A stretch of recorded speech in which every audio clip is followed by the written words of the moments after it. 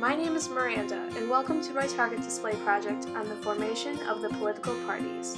This happened back around the 1800s, in the early growing nation.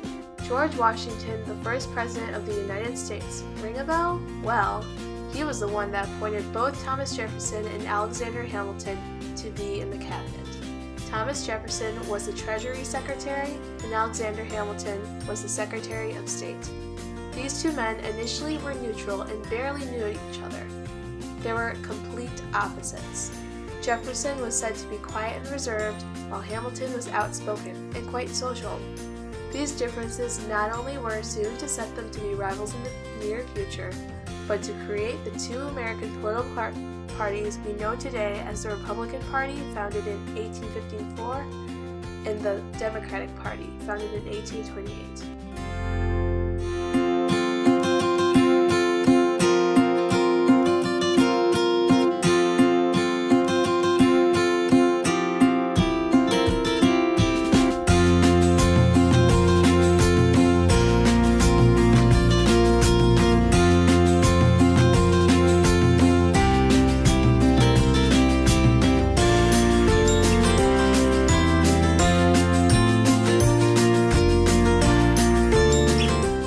Alexander Hamilton was the leader of the Federalist Party and was pro-British. He claimed that the government should only be run by wealthy and educated leaders.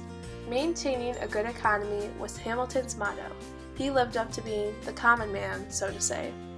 He deeply considered the national or central government the most important. He also encouraged active manufacturing and free enterprise. Alexander Hamilton wanted a national bank. He predicted that would strengthen the economy and lure more people into supporting the government. Hamilton also paid off all the national debts. He said that it would help keep the economy stable and get the states to support the new government. With all these economy-related beliefs that Alexander Hamilton had, comes with opposing ideas. The opposing ideas that Thomas Jefferson had. I told you that their differences would come to play in the future. Thomas Jefferson was the leader of the Democratic Republican Party and was pro-French. He claimed that the people should have political power and favored the state or local governments, while Hamilton wanted a national bank. Being a strong supporter of the Constitution since he wrote it himself, Thomas Jefferson declared it unconstitutional and said it wouldn't lend any money to the farmers. Speaking of farmers, many of Jefferson's ideas are based on not only them, but agriculture.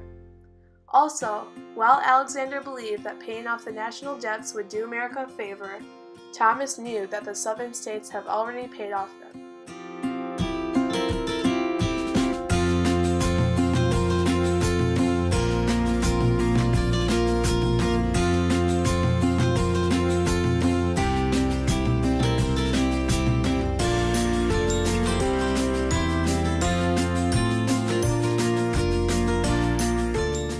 The Federalist plan supporting the North and the Democratic-Republican plan supporting all around, but more so the South. Two very different arguments against vital topics. What will happen? The Democratic-Republican Party, under Thomas Jefferson's order, would not support the Federalists unless they ensured that the government would not only support the northern, but the southern states too. The Federalists made a compromise with them, suggesting to move the capital to the south. And they did. They named the capital after George Washington himself. It became Washington, D.C.